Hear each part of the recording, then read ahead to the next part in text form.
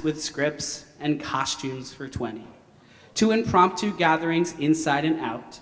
The story's a favorite, of that there's no doubt.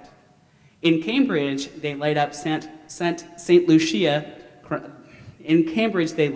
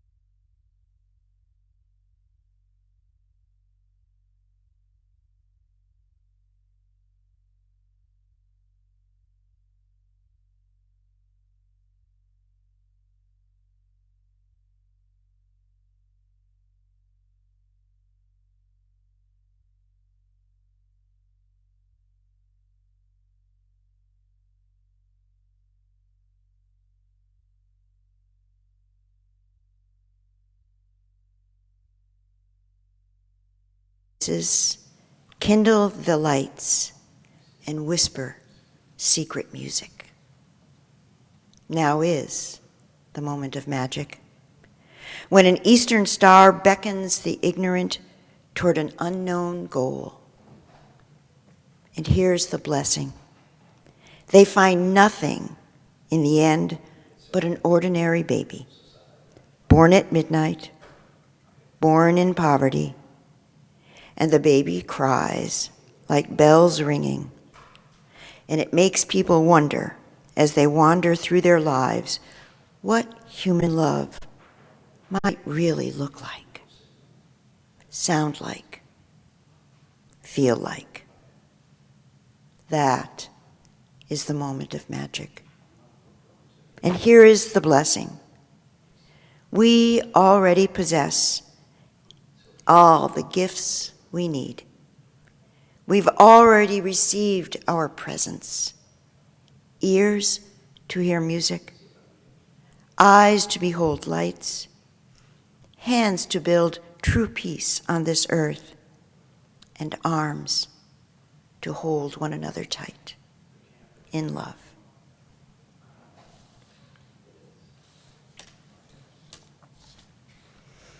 Advent. The true translation of Advent, as it begins the liturgical year, is coming, arriving. That's what Advent means. For Christians, like I said, that coming is the Messiah. And I wanted us to reflect on the season this year to see, is there a way for a non-messianic tradition to find meaning in this time of year? Majority of scholars agree that Bethlehem was a myth. The story was not history. Ancient astrologers say there was a star, but it wasn't marking the birth of a Jewish king. No angels literally sang in hillsides to shepherds. And who was really searching for what baby? There were no wise men or women bearing gifts. Yet we keep that ancient story alive. More inclusive, maybe more politically correct, each version, but it gets repeated year after year. We will be reading from the Bible on Christmas Eve, that wonderful story from Luke. The meaning of Santa Claus gets bigger than the old elf that lives in a very cold place. The myth is a means by which children and family are inspired year after year. We see all people free, tyrants disappearing.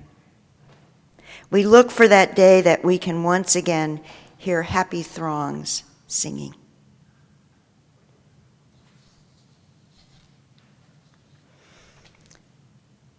What is it you believe? And are you being faithful? I think it's important for those who don't believe in a Christ to still believe in the season, to still believe in something that inspires our bigger, better, greater selves to come out in throngs to see a parade of boats, or to light a giant tree. There is something behind those myths that keep them alive for over 2,000 years. It is more than the Christian faith, because there's so many more than Christians that are celebrating. We're like those ancients, waiting at the cave, waiting, afraid of cold and afraid of being eaten. We need to sit with our discomforts this time of season. And I love the shortening of the days, the darkening, the low light, all that inspiration to go inward, to feel the warmth of the fire, to sit with the darkness, to feel the power that inspires a seed to sprout. We need a time of reflection in our lives. And this time of year is naturally producing the kind of environment, the darkness, the cold, that we need to sit quietly. So different than July, when everything calls us to be out and about. This season calls us to go inward, to reflect on our lives, to reflect on what we bring to the world. What could we do better? What could we let go of? What could we begin anew? Someone recently, it was on a clergy call, and we were talking about what keeps us going, because this is a tough season for ministers with all the extra services and lots to manage. And she said, I've made a vow to do at least 3 sun salutations every day. And I thought, I've been a little lax with my yoga. I have not been practicing so much on my own. I've been letting other things get in the way of my spiritual practice. So this morning, before all you got here, I was up on my mat, and I did 3 sun salutations and then some.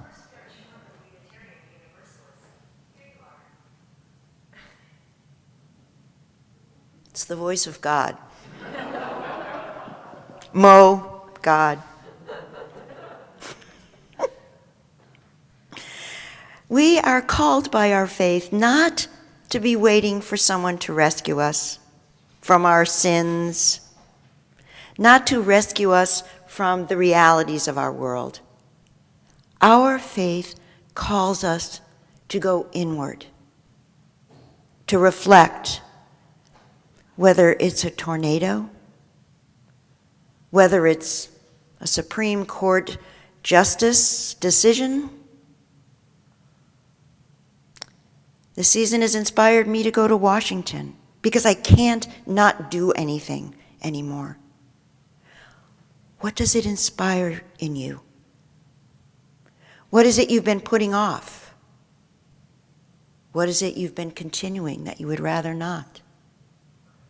That is the essence of the darkest month. So that when the light returns, we are transformed by the season, by our own engagement in reflection and the world. finding a truth that inspires us, that we are not blindly following, but thoughtfully, intentionally discovering. Discovering the human truths of this season without rejecting or judging other people's beliefs or myths. This is our time to make peace with the ancients. The holiday season can expose the imperfections in our own lives. It can inspire us with all those Christmas letters when we get them and we go, my life does not look like that. Do you think that when you read and you wonder when they're writing it, are they just forgetting all the other stuff? Brenda's nodding. She's gotten a couple already.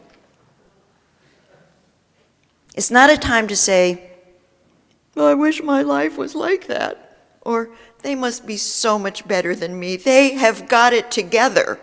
Look at those pictures. Or, is it a time to look at the faces around your table and say, I am so glad I have you. We may not have a letter this year, but we have each other.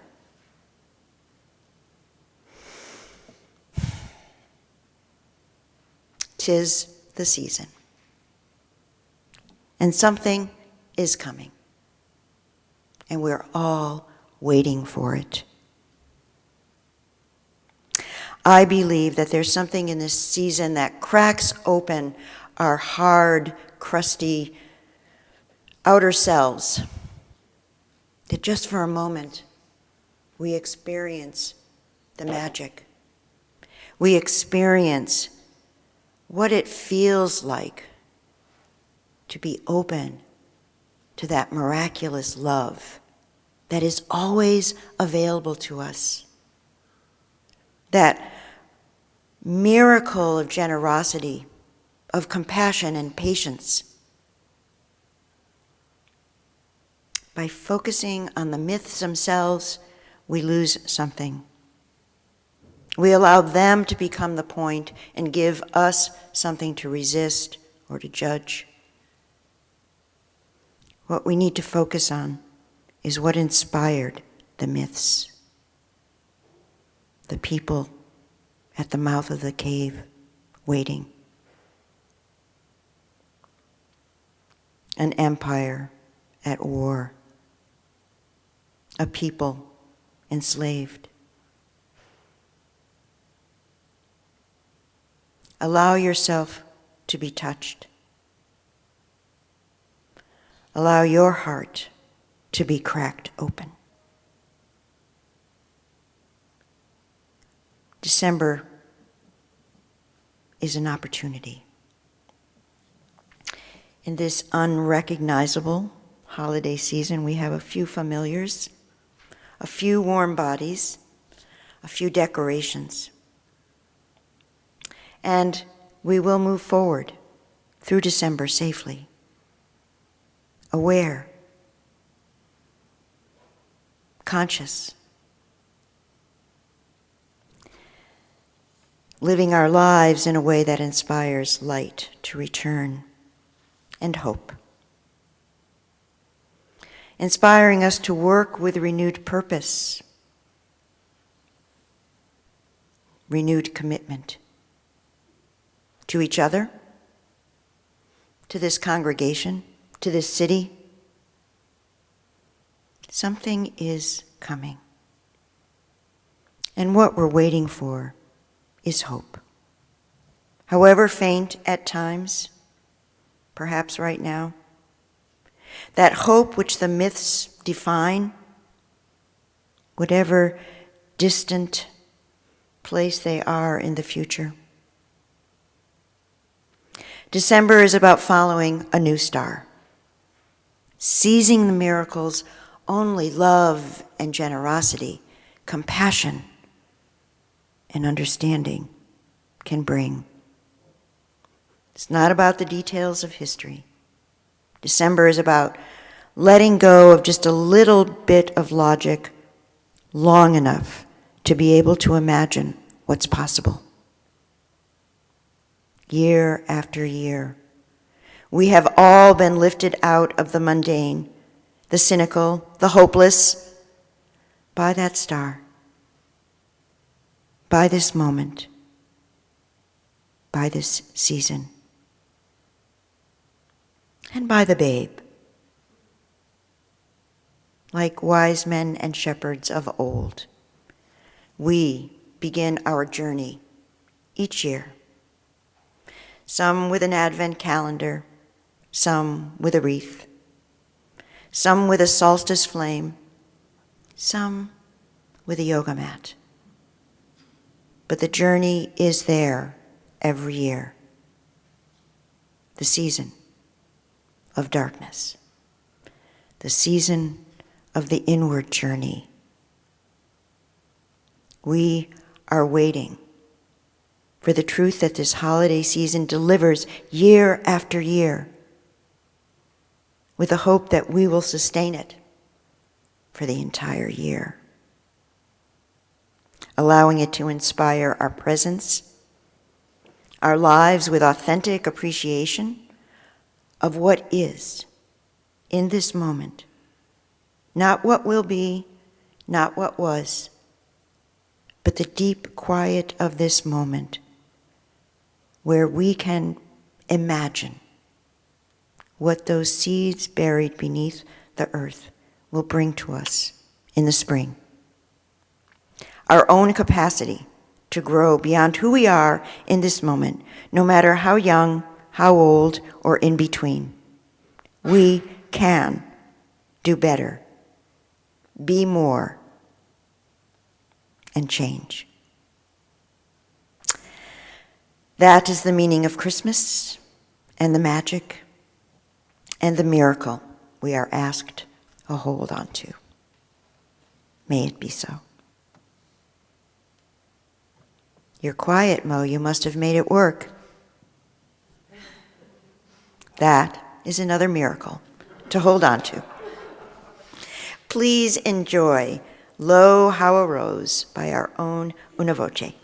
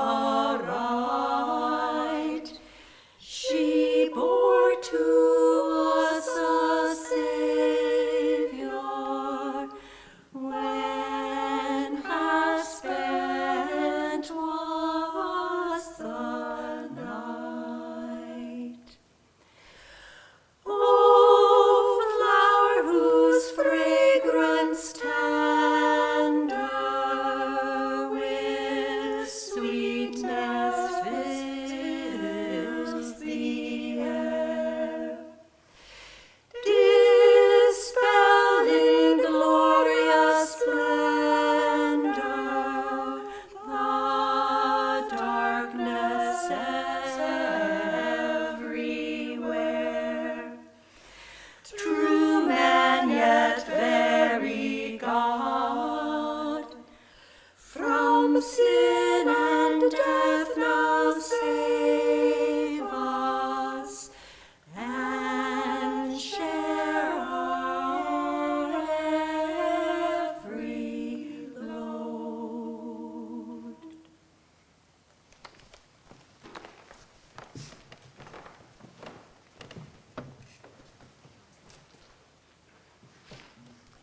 Thank you, una voce. If I do say so myself, that sounded beautiful. Nature is the best teacher I know. Watch how she gives and gives without asking anything in return. Take the holly that offers its spray of crimson berries without being asked, and the December sky that paints a unique shade of blue-gray day after day. Like the sun that, while distant, continues without being asked to light our days and warm our faces. Braiding Sweetgrass author Robin Wall Kimmerer writes, "In a culture of gratitude, everyone knows that gifts will follow the circle of reciprocity and flow back to you again. This time you give, and next time you receive. Both the honor of giving and the humility of receiving are necessary halves of the equation." Let it be a reminder that after meeting our obligations to ourselves and our household and the communities to which we belong and are committed, we must still keep our capacity to give. The practice of giving until it is second nature and first response helps bring forth the realm of love. Your offering will now be gratefully received. For all our online viewers, instructions can be found in the order of service on ways to donate. Thank you. Please enjoy our offertory music, played by our very own Brenda Franey. Comfort, Comfort, O My People by Johann Olerius.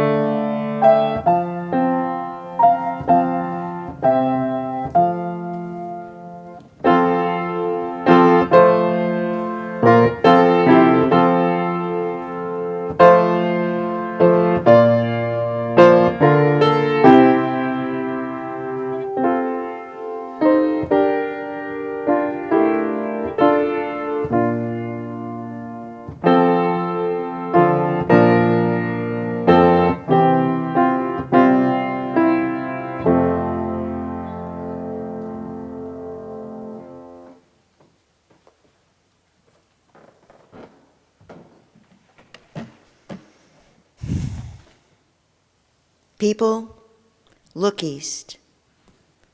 The time of the crowning of the year is near, and it is a moment of magic, with its blessing every year. The blessing of knowing we already have everything we need. We've already received all the presents. Ears to hear the music, eyes to behold light, hands to build true peace on this earth, and arms to hold one another tight in love. Welcome, Yule. Welcome, Yule. A few announcements. One is that I'm going to be trundling out the door as soon as the live stream ends to catch my flight to Washington. But there will be a Zoom coffee hour for everyone who's on live stream, and for you if you hurry up and get home and click the link.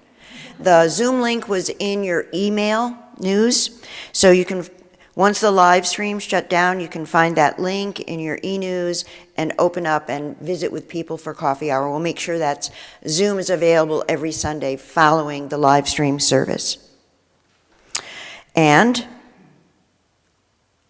I'm looking forward to seeing you next week, and I will tell you what it was like to be in Washington. I'm told there's 140 other Unitarian Universalists going from Maine, and we'll be with Susan Frederick Gray tomorrow and William Barber.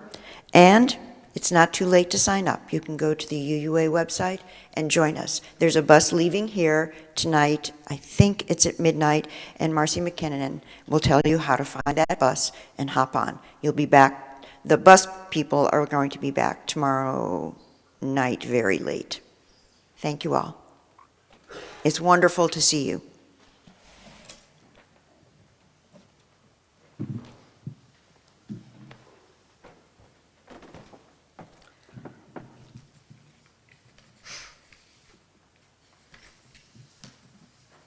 Please join me in extinguishing the chalice with Reverend Lane.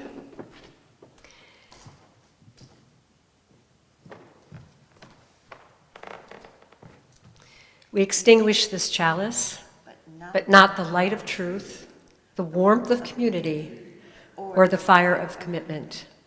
These we carry in our hearts until we are together again.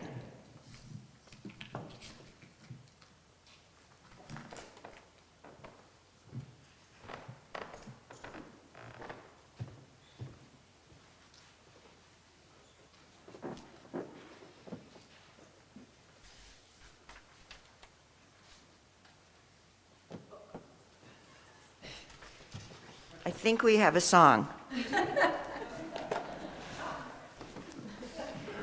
Enjoy O Come, Emmanuel with Una Voce.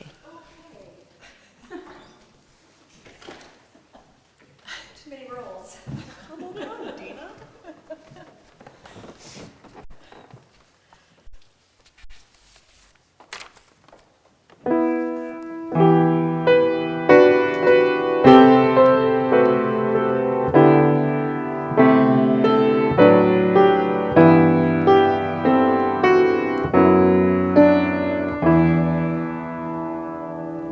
O come,